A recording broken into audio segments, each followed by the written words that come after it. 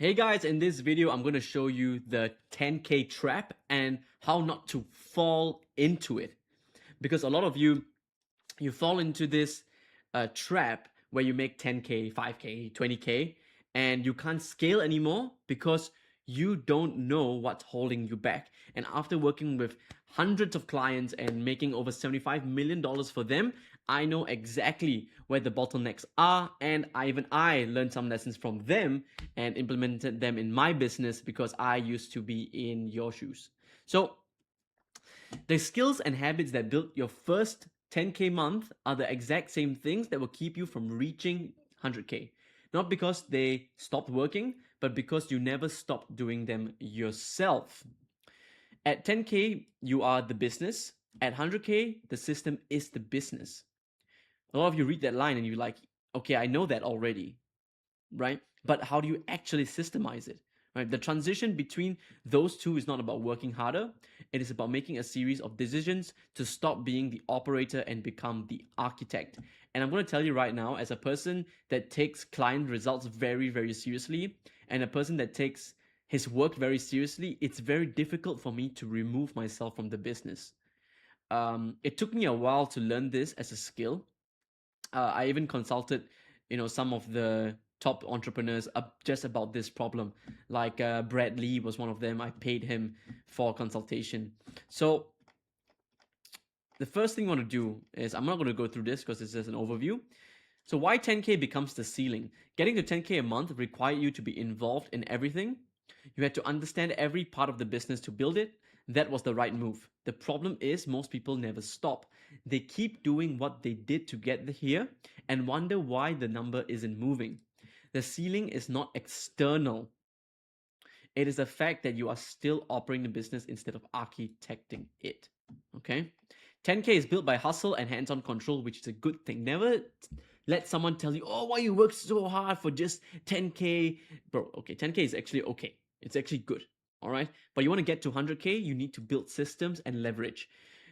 But don't think, okay, now I can be lazy. That's not the mindset. The mindset is I can work on the business and not in the business. All right. So you want to audit every task you do in a week, categorize each one. So if you find yourself, this is something I did, okay? That's why I put it here. If you find yourself replying to support emails a lot every week, you write that down. Okay, I'm doing support emails in the morning, right? If you find yourself working for a client and the client says, hey, can you go into my funnel builder and get me this link? Can you go here and get me this link? Hey, can you check this dashboard here? These are things that you're not supposed to do, by the way, unless these are things you're supposed to do, okay? And then you find yourself doing all these stupid things for your clients, for yourself, or for your info business, right? Are you the one? Let's say your community needs a motivation post every morning, and you crack your head just to put that post inside the community when you could just hire someone to do it. It's like you need to audit all these tasks. It adds up, and I'm telling you right now, support should never be your task. Don't make the same mistake I did, because it really eats away your time. It's not productive, even though you think I'm the best person to reply. They want to hear from me. I get that. But at the same time, people understand you are running the business. You can't be replying all these emails. Okay, you have a support team. That's it, right? And a VA costs $200, $300 a month if you get one from the Philippines. Okay. Identify which task only you can do with VS versus which a system could handle. Okay, so what can the system handle? Now, a lot of things also AI can automate for you. Do you find yourself really stuck in ideation, or you're stuck in content creation for your client, or you're stuck with creating a bunch of resources for your students? AI can do all of those things, right? You don't even need a VA. You can get an AI to do it. Okay, accept that the transition requires letting go of control. Really big problem I had, something you need to do. Build the system before you step away from the task. Also another one. So if you are struggling with support emails or support, build, so you don't want to step away, and then build the system and ignore that part of your side of the business. You're supposed to do it until you have the system in place. I hope that it's common sense. Okay, so continuing to do this is what not to do. Okay, continuing to do everything because nobody else does it well. Oh my god, I wrote this because that was exactly how I thought. I thought. I can't even speak. So this exact line was what I told Bradley. If you don't know Bradley, you can search him up. And he basically gave me a bunch of guidelines and stuff, which I'm going to share with you here on how to remove yourself. Stop thinking like that. Start thinking like a CEO. Start thinking like a founder and all these things. Confusing being busy with being productive. Guys, this is resonating with me so much because I always thought that the more I was in front of the computer, the more that every day I calculate my hours. When you go start work and then you end work, whatever it is, 8 hours or 9 hours or 6 hours, you'd be like, oh my god, I just spent 7 hours on my business. But then you think back, you're like, yeah, most of that is like nonsense, right? Adding more work to your plate instead of removing it, waiting until you're overwhelmed to build systems. This one I made the mistake of waiting till I was overwhelmed, and then yeah. So do not make the same mistake as I did. Okay. Next, stage 2. The 3 things to systemize first: email, creatives, support. Okay. What you want to do is for emails, you want to build a 30-day automated email sequence to replace daily sends. I'm going to just, because I didn't really need to explain it, but build a 30-day automated email sequence. So instead of you having to need to broadcast every day, you can create a sequence of 30 emails and then just upload it to your autoresponder. All right, and it just fires out emails for you. Create a weekly creative production SOP your VA can execute. Super easy to do with AI. Build a customer support FAQ that handles the most common issues. Exactly what I just said just now. Document every repeatable task before handing it off. So you have to document all the tasks that you do that are repeatable, and you need to put them in a proper document and hand it over to your support staff. People can handle it, guys. Don't think people can't do it. When it comes to support, it's not that hard, okay? Do not systemize everything at once. Prioritize by time saved. Handing off tasks without documentation and SOPs. Keeping yourself in the creative approval loop unnecessary. Treating systemizations as a one-time project instead of ongoing habit. Yeah. So once you systemize something, let's say you systemize your support and emails, and you don't be like, oh, I'm done. I'm done now. I don't need to systemize. Now I'm back. And then you, without realizing again, you threw away all the email and support, and even when it comes to ad creatives, you can outsource that. You start to do other things in the business without you realize that you're just working in the business and not on the business. Let's say you move from this to content creation. You move to content creation, you ideate everything, you write all your scripts, you do all the filming, you do all the editing, and then you like, I just created a new problem for myself. Yeah. So it's very good to take note of everything you can systemize all the time. Okay? I did this year, guys. This year. I'm late. I worked so much when I didn't even have to. So stupid, right? So, next thing is what only you can do. Okay? There are only a handful of things in your business that genuinely require your specific judgment, experience, and relationships. Everything else is a distraction from those things. Most people spend 80% of their time on tasks that could be systemized and 20% on things that actually move the needle. The goal is to invert that ratio. So 20% of tasks actually require you and 80% can be systemized. This comes from the 80-20 rule. I can't remember, what is it, principle something. I don't know. I can't remember. It's a book. Identify your highest leverage activities, usually offer creation, strategy, and key relationships. So key relationships, which is your network, okay? Strategy and offer creation. So when you're a founder and you're a CEO, This is a vision. This is like, okay, what's the next big thing that could make us a lot of money? You're probably going to do it. Okay. Protect your time for those activities ruthlessly. So you should be focusing on these three things. And these three things are exactly what I'm focusing on every single day now.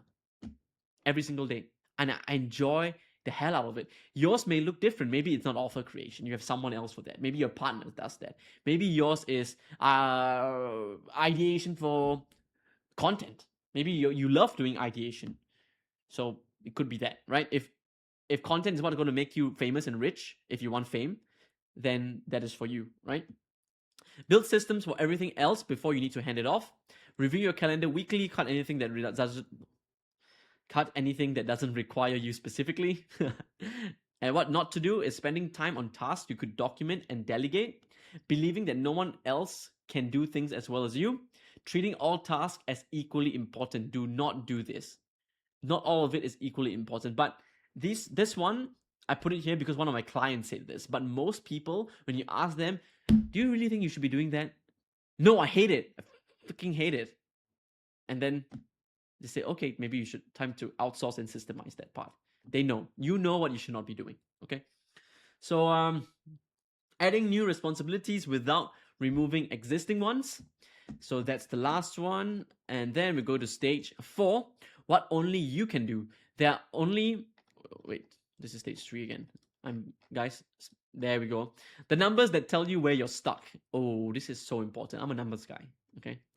Most people at 10K per month do not know their key numbers. They know revenue. They do not know cost per lead, cost per buyer, average order value, lifetime value, or email revenue per subscriber. If this sounds very alien to you, guys, I don't want to break this to you, but a lot of business is math and accounting and numbers. It's not sexy. And obviously you can outsource that, but you should know the numbers. So someone else needs to tell you these numbers. Okay. Without these numbers, you are making decisions based on gut feeling, and gut feel does not scale. The numbers tell you exactly where the leverage is. Cost per lead, average order value, lifetime value. I'm going to go into it. Okay. You're going to track your cost per lead, cost per buyer, average order value, and lifetime value. So what is the cost per lead? Cost per lead is how much it costs you to acquire a lead, which a lead is someone who has shown interest in the business via an email or phone number. Okay. So if it's $2, $2, $5, $5. All right. If 10 people land on your page and 5 people give you their emails, that is $2. 10 people, that's a 50% opt-in rate. If how much is that? If it's $1 per click, that means it is $2 per lead. Okay. So if your average order value is how much do they purchase on average in the funnel? So I'm going to give you an example. Let's say you have a low ticket and a few upsells. Let's say your low ticket is $17, your upsell is $37, and maybe you have one more upsell, which is $197. What is the average order value? So you take all the customers and add up how much revenue it is divided by the number of customers. And that will be your average order value. How much does each customer on average spend across the funnel? Lifetime value is how much does a customer spend in your business over a lifetime of 1 year. So over 1 year, you see a customer email or data. You see, okay, they purchased my first thing on January 1st, and I'm going to see what else they purchased all the way through December. And then you're going to realize, okay, so over a year, my customer buys over $5,000 worth of goods from yourself. Okay. So review numbers weekly, not monthly. Only the LTV. You can't review monthly. Use your numbers to make decisions. Build a simple dashboard that shows these metrics at a glance. Guys, create an Excel sheet. Put in all your numbers. Tell Claude, I want this Excel sheet to be zapped into an app. Okay? So whatever your Stripe numbers are, or whatever payment process you're using, create an zap or create automation where every time your numbers appear here, it goes into the Excel sheet. From the Excel sheet, it goes into a app dashboard. Okay. Do not make scaling decisions without knowing your key metrics. Tracking revenue only without understanding what drove it. Ignoring email revenue per subscriber. This number tells you everything. I'm going to get into it. Waiting for a problem before looking at data. So email revenue per subscriber is, so let's say you have 5,000 email subscribers. Okay, let's say 10,000 email subscribers, and you made $10,000 this month. That means each email subscriber is worth $1. Done. Easy. 10,000 divided by 10,000. Done. And why do you need to know that? That means next month, if you have 20,000 leads, you make $20,000 per month. Okay? So, stage 5, building the machine that runs without you. The lifestyle business is not a personality, it's an architecture. Okay? The goal of the lifestyle business is not to work less because you are lazy. It is to build something that does not require your daily presence to generate revenue, so that your time and energy go toward the things that actually move it forward. Traffic into a funnel, funnel converts buyers, email sequence builds LTV. High ticket backend generates profit, affiliates fuel the machine, the loop runs without you. Okay? Build every component of the funnel to run without daily input. That's the whole goal of Operation Lifestyle Business. Okay, building a low ticket funnel, having a high ticket back end, and you just fuel it with buyers every single day, and you don't need to do shit. The webinar converts it for you. If you have a book a call funnel, that's up to you. Your show up rates are going to be much higher. You only need 1 or 2 closes. That's it. You're done. You can build a 100K, 1 million, 5 million a month business. So build every component of the funnel to run without daily input. Automate traffic reporting so you can review data, not manage campaigns, like I said, with the Excel sheet. Let the email sequences run. Only intervene when metrics drop. So if you see certain emails with a much lower open rate and click rate than the others, that's when you come in and fix it. Measure the business by revenue generated while you were offline, which means, okay, if I step out of the business the whole month, how much did I make? So let's say you usually make 100K a month, and next month you step away from the business and you make 60K. That means your presence is 40K, and that means your presence is 40% of the business. And your goal is to reduce that number down to as little as possible. You're looking at around 10 to 20% for these kind of businesses that we are running. Because you're not running like a big company where you can just hire a new CEO and founder, because a lot of these businesses require not your personal brand, but you to be involved in some way. Okay? Do not build a business that requires your daily presence. Treating automation as a shortcut rather than an architecture design, super important. Just because you're automating doesn't mean it's a shortcut. It means you're making a system that can do it better than yourself. And that means it's not a shortcut. Right? It's a whole system around it. It's an architecture. Staying in operational mode because it feels productive. Like I said, being busy does not mean you're productive. But while being busy, you can be stupid and not productive. Right? But in general, obviously busy is a good thing in general. Okay? But when it comes to you at this scale, it's not serving you. All right? Confusing activity with a leverage. So just because you're doing something does not mean that's the biggest lever you can pull. So let's say you are good at or decent at content creation, right? And you think, okay, I create content, the content give me views, therefore views equals leads, and I get sales. So content equals money. True. But what if content creation, 90% of it can be given to someone that can do it better than yourself?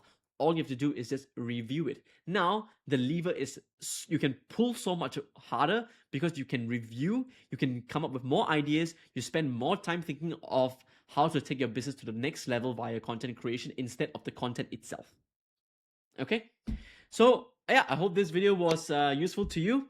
If you enjoyed this video, please like, comment, and subscribe. And if you want to work with me, below is a link to book a call. I would love to build your whole business out for you in 2 weeks or less. So if not, let's go. Thank you so much. See you in the next one.